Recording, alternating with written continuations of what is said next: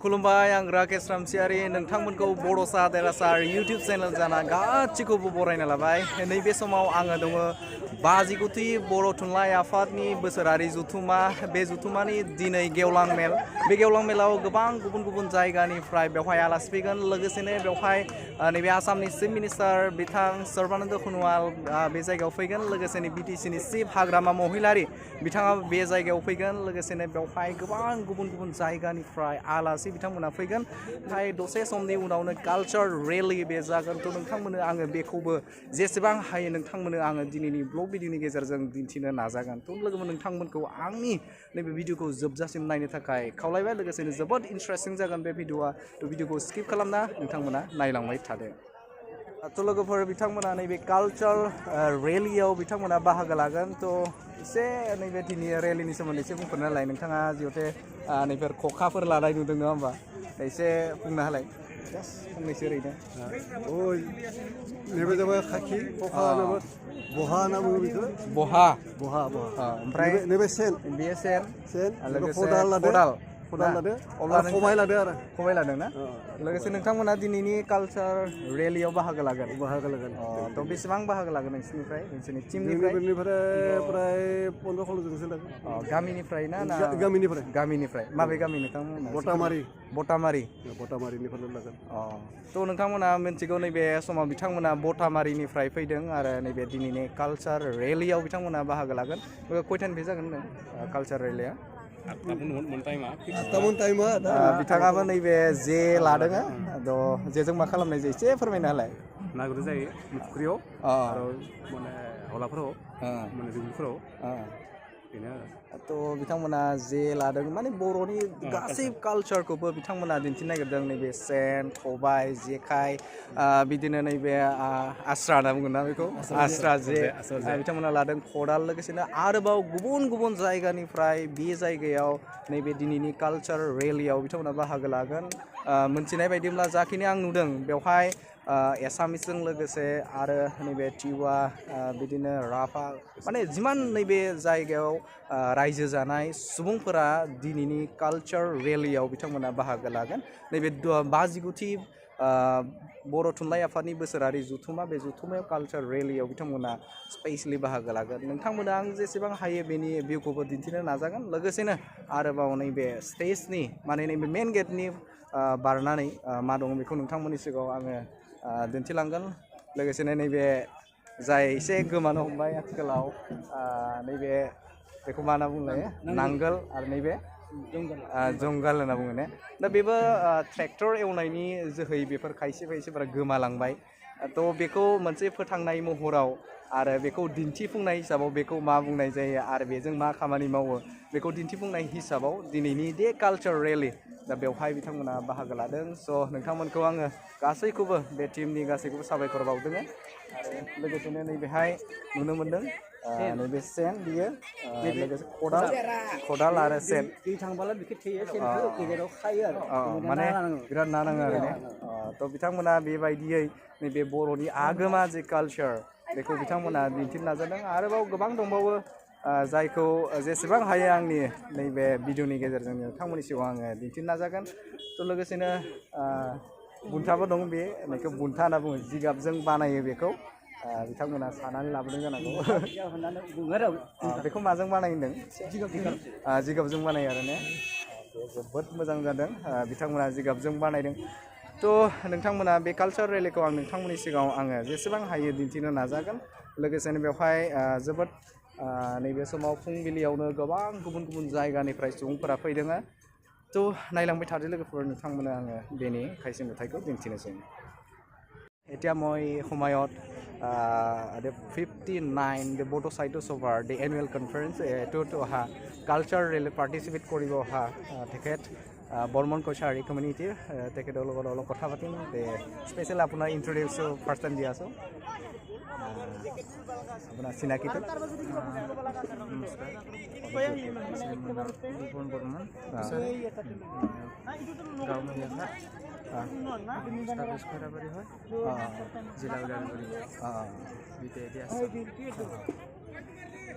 বড়ো কেকত আছে যদি কেকত ভৰাই দেখুলি তেখেতে অলপ বড়ো পাৰে তেখেতে বড়ো কথা কৈছে তো আপোনালোকে কিমানজন আজি পাৰ্টিচিপেট কৰিব কিমানজন 17 সেইটো আপোনালোকে লৈছে সেইটো কি কয় এনে কেৰেম কয় আৰু এইটোতো আপোনাৰ হাৰমনি আৰু আপোনাৰ কি পাৰ্টিচিপেট কৰিবলৈ কি আছে আজি ধৰি লওক আপোনাৰ এইটো বাঁহী আছে আৰু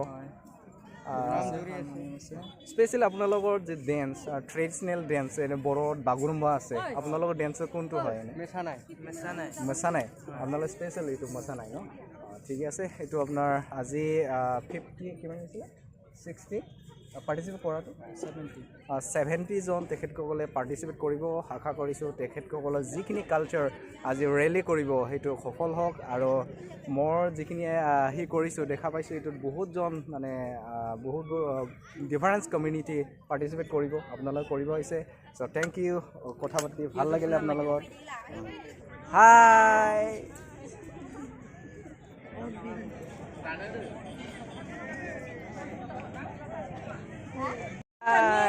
बिथांमोना दिनै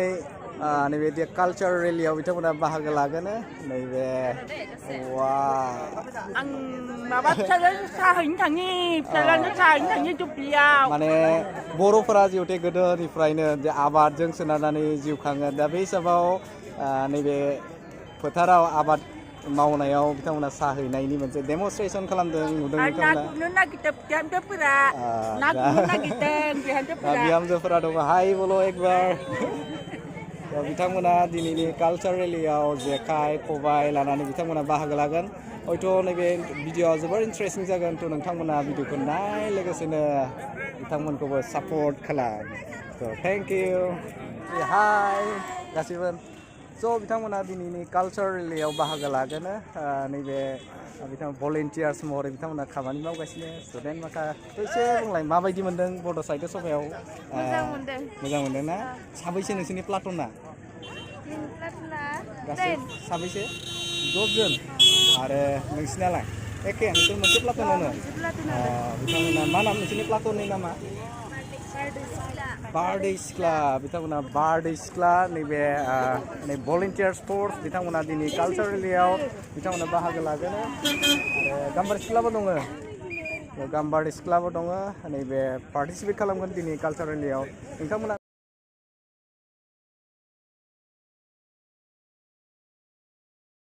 ज' लोगोफोर नोंथांमोना नुनो मोन्दों नैबे समाव बर'नि जे हाबा बे हाबायाव नैबे बैराथि जानाय बिथांमोना नैबे मा लायो बैराथियाव खोन्थानाय दानथेला मा खानजुं बेनिफ्राय आखायाव गामखारु आरो नैबे गयखौ मा खालामगोन रानगोन ने बेखौ नैबे बर'नि हाबायाव माने कालचाराव बेखौ खालामजायो खैना गोदाना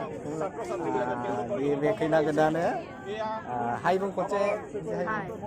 लोगोसेनो बर गोदाना बे जानांगौ बे बर गोदाना सोर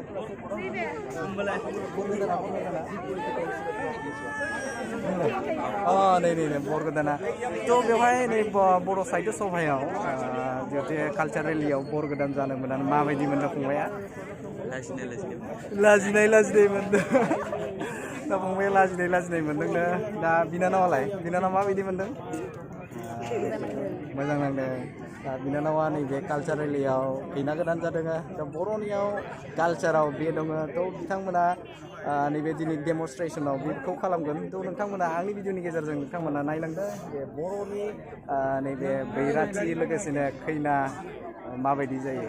थ' आरो गुबुन मोनसे नोंथांमोननि सिगाङाव आरोबाव दिन्थिबावगोन थ' नोंथांमोना नायलांनो नाजादों তেখেতসকলে এইটো 59 বড়ো সাহিত্য সভা এনুৱেল কনফাৰেন্সত কালচাৰ ৰেলীত পাৰ্টিচিপেট কৰিছে তো পাৰ্টিচিপেট কৰি কেনেকৈ পাইছে আপোনালোকে বহুত ভাল লাগিছে ন এইটো আপোনালোকে কেইজন পাৰ্টিচিপেট কৰিব আজি 30 জন পাৰ্টিচিপেট কৰিব তো আপোনালোকৰ কালচাৰ কোনটো হয় স্পেচিয়েলি ডেন্স আপোনালোকৰ কমিউনিটিৰ কোনটো ডেন্স ভাল ডেন্সটো আপোনালোকে যেনে বড়োত আপোনাৰ বাগুৰুম্বা থাকে রবীন্দ্র নৃত্য ড্যান্স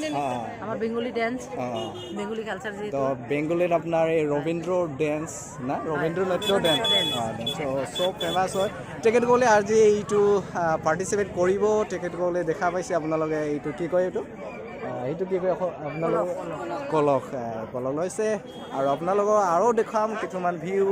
তো thank you they also hi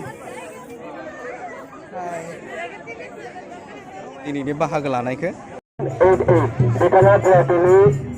जा पार्किं माखासे उसुबिदा जादों नोंथाङा एसे सुबिदा खालामनानै गारिखौ पार्किं खालामनो थाखाय खावलाय हरबाय बेखायनो पार्किंखौ एसे नैबे बाजिगुथि बर' थुनलाइ आफादनि जे बोसोरारि जथुम्मा बेवहाय हौवा गोदान हिनजाव गोदान थ' माबायदि मोनदों बिनानावा नैबे कालचार रेलियाव हिनजाव गोदान जानानै मोजां मोनदों साबैसे नोंसोर पार्टिसिपेट खालामगोन नोंसिनियाथ' मोनसे टिम थागोन नङा होमबा साबैसे जागोन टिमाव 50सो दा हौवा गोदान एसे सावरायनि नोंथांखौ गिबियावनो बरायग्रोबाय दा माबायदि मोनदों बेवहाय जोबोर गोजोननाय मोन्दों जोंखौ बेयाव बादायनायाव खाबु होनायखाय रेलियाव जोबोद खाफाल गोनां नङा होमबा नैबे बाजिगुथि बर' थुनलाइ आफादनि नैबे कालचार रेलियाव हौवा गोदान जानो मोन्दों कंग्रेट नोंथांनिसिम लोगोसे बेवहाय गोबां नैबे बर'नि खायसे आगोमा कालचार बेखौ बिथांमोना नैबे प्लेटफर्माव दिन्थिफैदों थ' बिथांमोनखौ आं साबायखर बावो जे बिथांमोना एसेबां मोजां नैबे इभेन्टखौ खुंनायनि थाखाय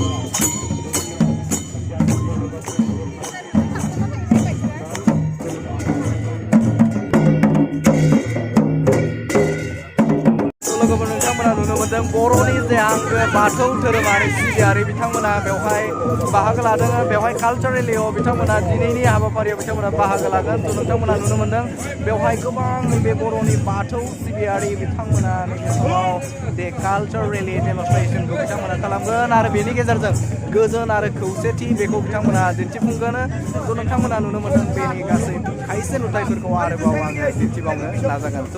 नोंथांमोना नुनो मोन्दों बे गारि सायाव नैबे बर'नि नैबे बाथौ जे नैबे बाथौ सालि बेखौ बिथांमोना सायाव लाबोदों जे बर'नि हेबनाय जे बाथौ बेखौ बिथांमोना दिन्थिदों बेवहाय गोबां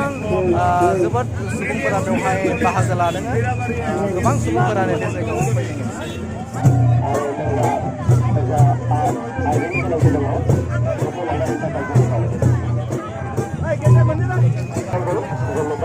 बाहागो लाग्रा सुबुं बिथांमोना लोंना दैनि गोनांथि आंखाल सानदों ओंखायनो थाबैनो लोंना दैनि बाहागो खालामनो थाखाय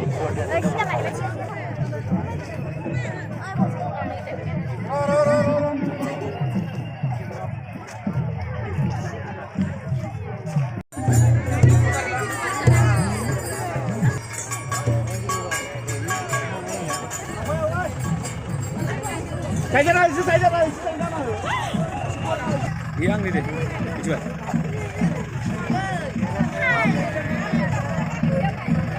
Sisi gimana lagi nang लोगोफोर कालचारेल दा जागासिनो बेवहाय थरेन बर' सार बिथाङा नैबे मायुर थामहिनबा नैबे पिककआव बिथां गाखोदोङो थ' नोंथांमोना नायबाय था बेखौ आंनि कालचारेलनि गासै नुथायफोरखौ नोंथांमोननि सिगाङाव दिन्थिगोन बेवहाय गोबां गेदारिं जादों लोगोसेनो बे कालचारेलनि जे मोनसे फोर्थ थ' बेवहाय डिफारेन्ट कालचारनि सुबुंफोरा बेवहाय पार्टिसिपेट खालामदों हयथ' नोंथांमोनाबो भिडिअनि गेजेरजों नुखाबाय लोगोसेनो आरोबाव आङो जेसेबां हायो खायसे नुथायफोरखौ नोंथांमोननि सिगाङाव आङो जेसेबां हायो दिन्थिनो नाजागोन जोबोर इन्टारेस्टिं लोगोसेनो बेनि गेजेरजों गासिबो नैबे जाथिनि सुबुंफोरखौ मोनसे खौसेथि लाबोनो थाखाय बे हान्जा रेलिखौ बानायनाय जादों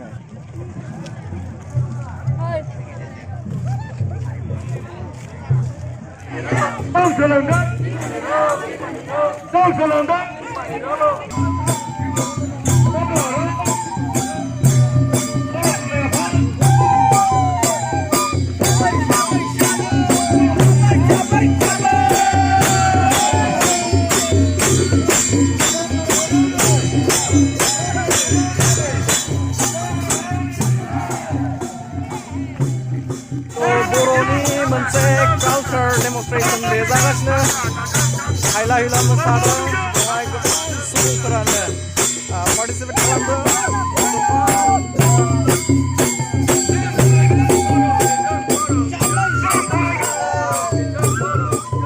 बर'नि बे आइडेन्टिटि लोगोफोर नाय नोंथांमोना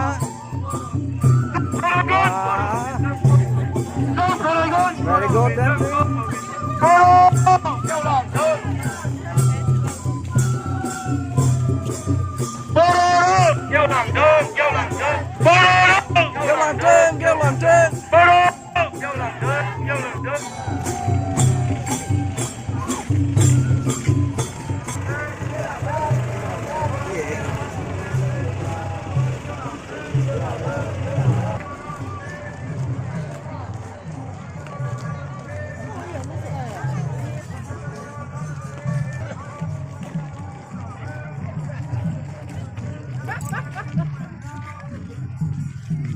Hi.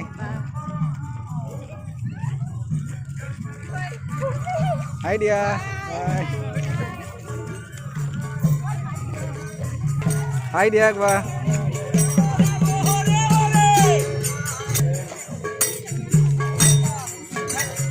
Thank you.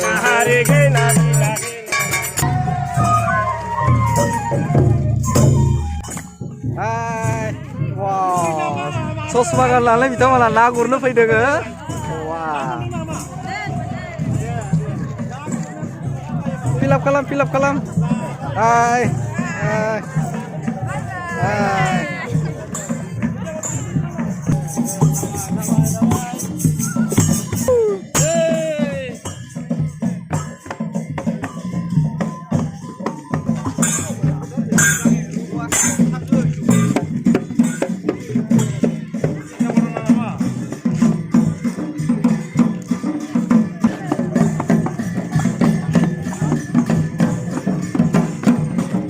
Borgedan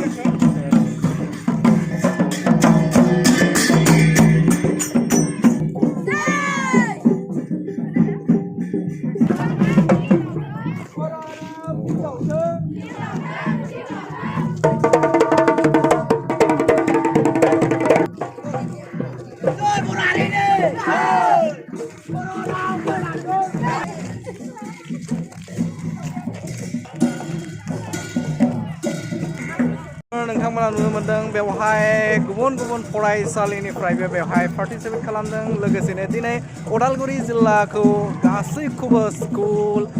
college लोगोसे अफिस गासैखौबो अफ होदों दिनै नैबे लकेल हलिडे नैबे 59थि बर' थुनलाइ आफादनि जे बोसोरारि जथुमा बे जथुमानि थाखाय बेवहाय लकेल हलिडे होदों थ' बेवहाय गोबां गुबुन गुबुन फरायसालिनिफ्राय बेनि थाखायनो बेवहाय पार्टिसिपेट खालामदों थ' नोंथांमोननो आङो बेनि खायसे भिउखौ नोंथांमोननि सिगाङाव आङो दिन्थिनो नागिरदों फार्स्ट कालचार रेलियाव लट्स अफ मानसिफोरा जोबोद जादों बेवहाय लगभग बेवहाय 5 किल'मिटार डिस्टेन्सआव बिथांमोना थाबायगोनो लोगोसेनो बेवहाय नोंथांमोना नुनो मोन्दों गोबां सुबुंफोरानो पार्टिसिपेट खालामदों लोगोसे चन्दन बिथाङा दंफैयो स' माबायदि फिल खालामदों नोङो जोबोद इन्टारेस्टिं थारैनो बर'नि हारिमुखौ बेवहाय नुनानै गोसोआ बिराद मोजां मोनदों मा बुंबावनो जोबोद इन्टारेस्टिं बुंनो रावा गैला अके थेंक इउ बाय तो मानास सेरफांनि बिथां चन्दन मोसाहारिया गोबां बाथ्राखौ बुंबाय बे बर'नि कालचार आइडेन्टिटि बेखौ लाखिनो थाखाय बेवहाय कालचार रेलिखौ बानायदों आरो लोगोसेनो गुबुन गुबुन जाति जनगोष्ठीफोराबो गावसोरनि आइडेन्टिटि आरो गावसोरनि कालचार बे कालचारखौ बिथांमोना दिन्थिनो थाखाय बेखौ नैबे रेलियाव पार्टिसिपेट खालामदों आङो बेसे हायो नोंथांमोननि सिगाङाव दिन्थिगोन गोबां बेवहाय सुबुं जादों जायनि थाखाय हयथ' बेवहाय गोबां 5 बा मटामटि 3 किल'मिटारसो डिस्टेन्सहालागै लाइना सारि जादों थ' हानायमानिखौ आं दिन्थिगोन मोननै लाइनाव थाबायदों सुबुंफोरा 1 and 2 मोननै लाइन लोगोसेनो मोनफा मोनफा प्ले कार्ड लानानै नैबे कालचार रेलिनि डेमनस्ट्रेसन दा बेनि गावबा गावनि कालचार मा कमिउनिटिनि आरो माबे मोनसे कालचारा बिथांमोननि थाखाय गोनांथि थामहिनबा मुंदांखा बेखौ बिथांमोना दिन्थिदों थ' आंबो नाजादों नोंथांमोननि थाखाय दिन्थिनो नायलांबाय थादो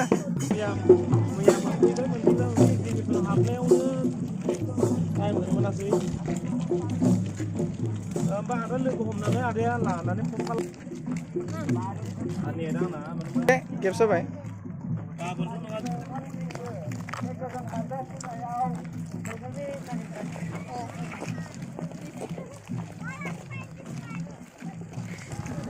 हाय दादिया